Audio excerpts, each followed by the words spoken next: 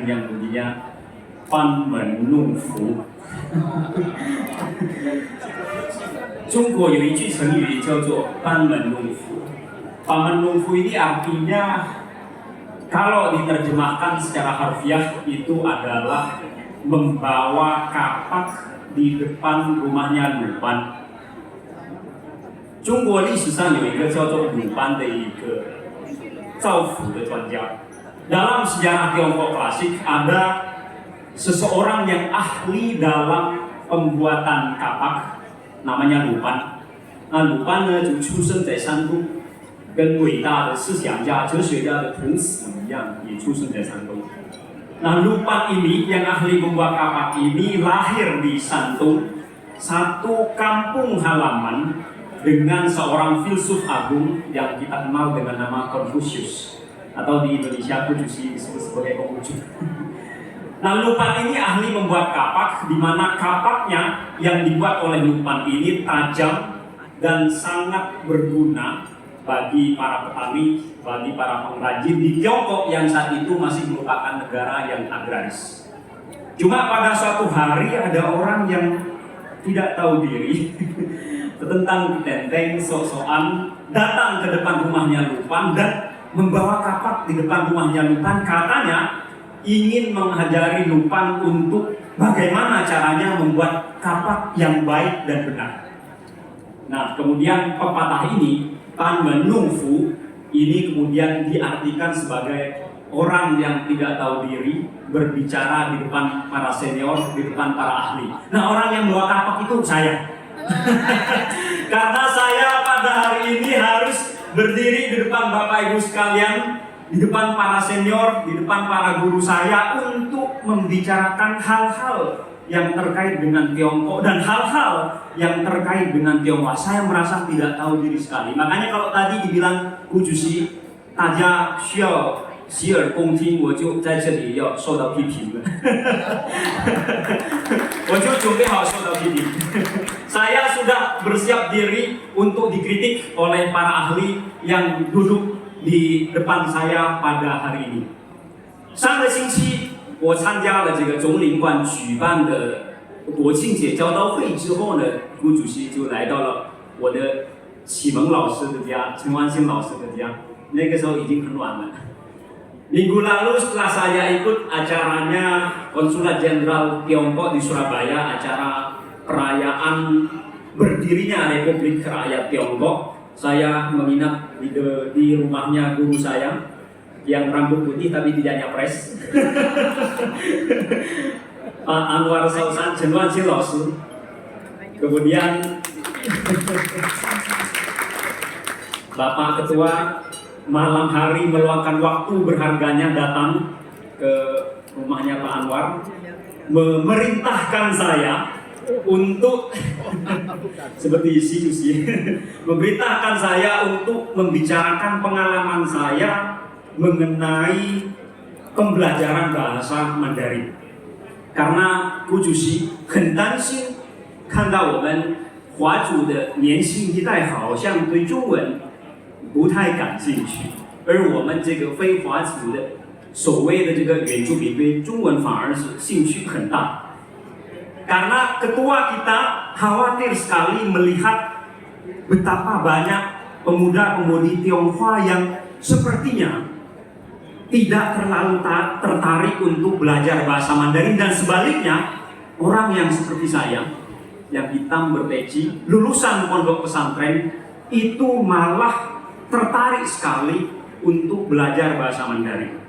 Ini bukan kali pertama saya mendengar kekhawatiran dari para senior Tionghoa mengenai pemuda-pemudi Tionghoa yang tidak terlalu tertarik untuk belajar bahasa Mandarin itu. Sudah banyak sekali saya mendengar cerita ini. Dan Nurul Jadid, salah satu pondok pesantren yang ada di Kabupaten Probolinggo itu kerap menjadi percontohan bagaimana mereka yang non-Tionghoa justru aktif sekali, justru semangat sekali. Bahkan dalam waktu hanya 2 tahun mereka sudah bisa kongko-kongko, sudah bisa bercakap-cakap dalam bahasa Mandarin. Ini kenapa? Banyak sekali alasan yang kemudian diajukan oleh para Tionghoa Junior oleh para pemuda-pemudi Tionghoa karena katanya bahasa Mandarin ini sulit sekali untuk dipelajari. 很多年轻一代的华人就说，为什么他们不愿意学中文？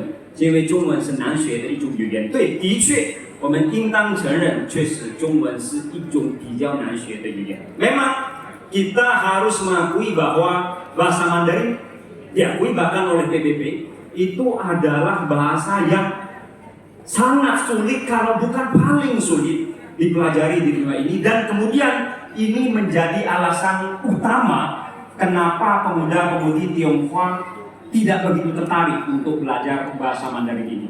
Saya punya cerita, saya pernah ketemu dengan seorang pemudi Tionghoa di Jakarta. Kami makan malam di PIK bersama dengan orang tuanya. Seorang pemudi Tionghoa ini akan segera lulus SMA dan ditanya akan kuliah kemana.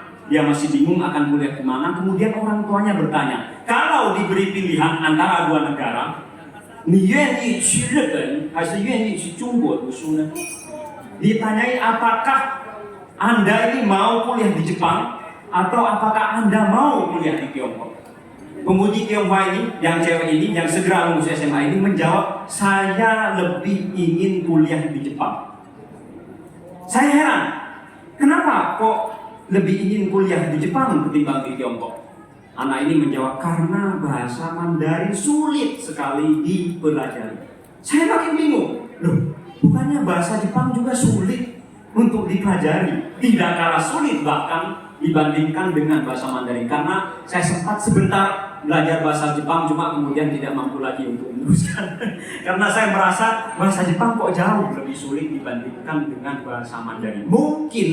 Mungkin pemuda-pemudi Tionghoa lebih tertarik untuk belajar bahasa Jepang atau lebih tertarik untuk belajar ke Amerika atau ke Eropa karena Tiongkok itu selalu digambarkan sebagai negara yang kurang bebas, negara yang katanya tidak demokrasi, negara yang tidak sama dengan sistem yang dianut oleh negara-negara yang konon disebutkan sebagai negara paling demokratis di dunia seperti Amerika dan Eropa.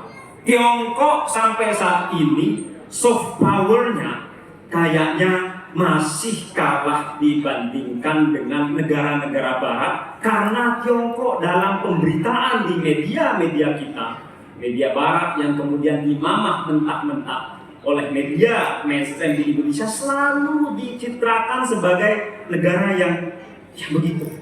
Sehingga ini mengurangi ketertarikan pemudi dan pemuda Tionghoa untuk belajar bahasa Mandarin karena mereka menginginkan kebebasan.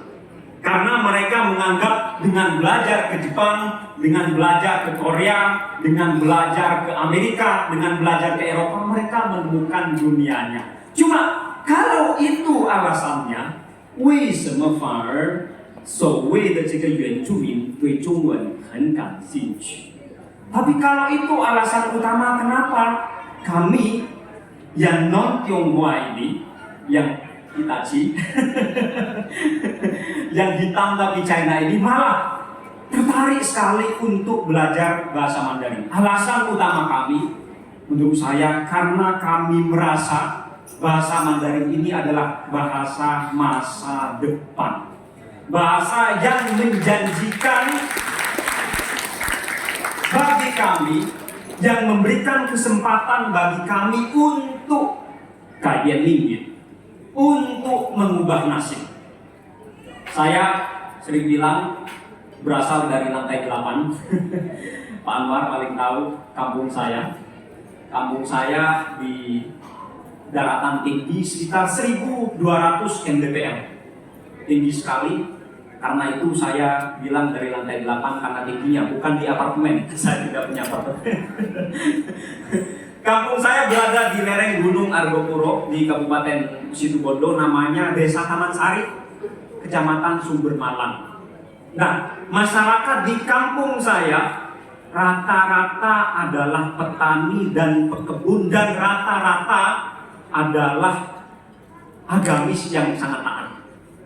Sehingga ketika saya pada tahun 2010 lalu有幸获得奖学金要去中国读书的，就很多邻居去了我的家，就问了我的父母，或者是你这个独生子，为什么你们很乐意保送他去中国读书呢？难道你们不担心他到了中国的时候就改变了宗教吗？难道你们不担心他去中国就入党吗？难道你们不担心到中国之后就吃猪肉吗？ Banyak tetangga saya yang pada 2010 lalu saya mendapatkan rezeki atas jalurnya Pak Anwar ini untuk belajar ke Tiongkok sana, datang ke rumah orang tua saya menanyakan, apakah kalian tidak khawatir anak satu-satunya kalian ini dikirim ke China sana nanti malah makan babi, nanti malah jadi anggota partai yang begitu, nanti malah pindah agama, kalian gak khawatir? Nah, cuma orang tua saya yang memang tidak lulus SD, tapi pikirannya relatif terbuka dibandingkan dengan teman-temannya, menjawab dengan, saya yakin Bapak Ibu sekalian sudah sering mendengar satu hadis, atau banyak sekali juga yang menyaksikan bukan hadis katanya, tapi mungkin bisa kita ambil di tengah, anggaplah pepatah dalam bahasa Arab yang mengatakan utlubul ilmah walau bisri, tuntutlah ilmu walau sampai ke negeri China sana. Lalu Bapak Ibu sekalian sudah dianjurkan untuk menuntut ilmu walau sampai ke negeri Tiongkok, apalagi sekarang yang dari tahun 78 sampai tahun 2023 ini hanya dalam kurun waktu 4年的时间，中国已经sudah menjadikan Amerika ketar-ketir. Berarti banyak sekali hal-hal positif, banyak sekali ilmu-ilmu yang layak dipelajari oleh kita bangsa Indonesia. Itulah kenapa ketika saya 10 tahun belajar di Tiongkok, saya selalu menanyakan apa yang menjadikan Tiongkok dari 78 sampai tahun 2023 ini dalam kurun waktu yang begitu singkat bisa mengubah negaranya dari negara yang sangat miskin saat itu, bahkan jauh lebih miskin dibandingkan dengan Indonesia yang merupakan kakaknya secara usia. Karena Indonesia merdeka 45, Tiongkok baru berdiri tahun 49, kemudian bisa membuat ketar-ketir Amerika. Apa yang menjadi resep? Saya menemukan jawabannya, paling tidak sampai saat ini saya masih berpegang teguh pada jawaban ini, karena masyarakat Tiongkok punya spirit yang luar biasa besar untuk mengubah nasibnya dengan cara membuka pikiran, mau belajar apapun dan kepada siapapun. Inilah yang menurut saya layak sekali dipelajari, terutama oleh kami yang dalam tanda kutip disebut sebagai pribumi ini. Inilah yang layak menurut saya dipelajari, spirit yang luar biasa besar yang ditunjukkan oleh masyarakat Tiongkok dan juga masyarakat Tionghoa dalam mengubah nasibnya. Dan inilah yang menjadi alasan utama kenapa 很多非华族的很多所谓的这个原住民很乐意对中文很有很强的兴趣. Inilah alasan kenapa banyak sekali dari yang disebut sebagai pribumi ini ingin sekali menguasai bahasa Mandarin, karena mereka ingin belajar dari spirit orang Tionghoa untuk juga mengubah nasibnya. Saya kalau tidak belajar bahasa Mandarin tidak mungkin mengubah nasib, tidak mungkin juga diberikan kesempatan oleh Konfusius untuk bisa berbicara di depan ini. 是因为中文改变了我的命运，确实这个应当承认。Kalau 改变命运成为那些原住民学习中文的理由， tapi apakah alasan ini akan make sense bagi kalangan pemuda-pemudi Tionghoa? Apakah pemuda-pemudi Tionghoa harus mempunyai alasan yang kuat juga untuk mengubah nasibnya, dan karena itu kemudian mau belajar bahasa Mandarin? Kayaknya kurang cocok khususnya. Karena Ya saya pernah bertanya-tanya, nasib apa lagi yang mau diubah oleh orang Tionghoa? Karena dalam mata kita, dalam kebanyakan pandangan orang-orang yang disebut sebagai dalam tanda kutip pribumi, orang Tionghoa sudah sugih-sugih, gak perlu mengubah nasib lagi. Nah kami ini yang perlu mengubah nasib. Kalau begitu mungkin satu hal yang mesti menjadi pendorong utama bagi pemuda-pemudi Tionghoa, kenapa harus belajar bahasa Mandarin? 因为汉语是中华民族其中很重要的一个特征。Karena bahasa Mandarin, Bapak Ibu sekalian, adalah salah satu penanda penting identitas ketionghoaan. Saya yakin Li Shuchen Laoshi paling paham tentang hal ini. Karena bahasa Mandarin, Bapak Ibu sekalian, adalah salah satu penanda paling penting identitas ketionghoaan. Saya disebut sebagai Madura Chu karena saya bisa bahasa Madura. Seseorang bisa disebut sebagai suku Jawa karena dia bisa bahasa Jawa. Seseorang juga bisa disebut sebagai bersuku Bugis karena dia bisa bahasa Bugis. Pun seseorang bisa disebut sebagai suku Sunda karena dia bisa bahasa Sunda. Pun demikian logikanya, seseorang akan bisa utuh disebut sebagai bangsa Tionghoa kalau juga bisa bahasa Mandarin, menurut saya.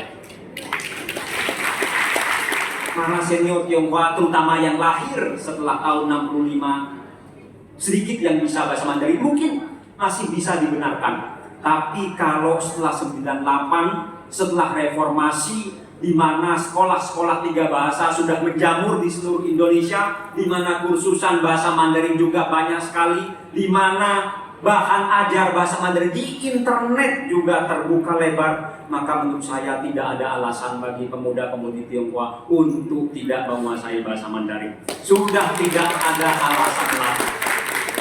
Apalagi Bapak Ibu sekalian, Tiongkok sedang maju pesat, dan di Tiongkok sendiri sudah makin banyak sekolah-sekolah, makin banyak kampus-kampus yang membuka jurusan bahasa Indonesia.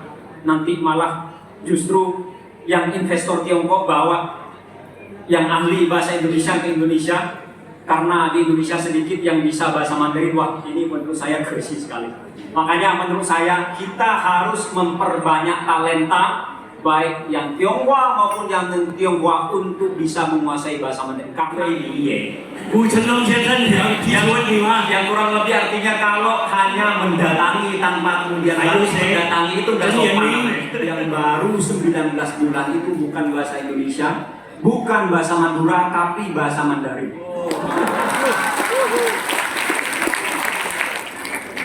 So 以我平时在家每天都讲中文跟我小孩，但是我小孩还不会讲，但是我老婆现在一点点会说。让你们给热烈的掌声。有中期们要转让，你为什么当年要去我呀美县我们客家人的家乡？你为什么？你一定要正式的回答这句话。来，中国有一句俗话，有缘千里来相会，无缘对面不相识。所以我跟客家人对客家文化这个有缘分。过去是我6月份我去梅州，到了松口，saya pergi ke kampung Hakka di Mejo ke Sungko pada saat itu. Saya lihat dermaganya, saya melihat masuk juga ke museum sana, dan juga sedikit banyak mempelajari mengenai bagaimana perjalanan orang-orang Hakka sehingga tiba di Indonesia. Satu spiritnya mengubah nasib, yang itu menurut saya layak dipelajari dari orang Hakka. 谢谢。你看到梅县那边很多美女吗？可惜已经有，不然的话你要成为美县的女婿。相见恨晚，相见恨晚。来，大家再给热烈的掌声，给他产生圆满。照相，照相。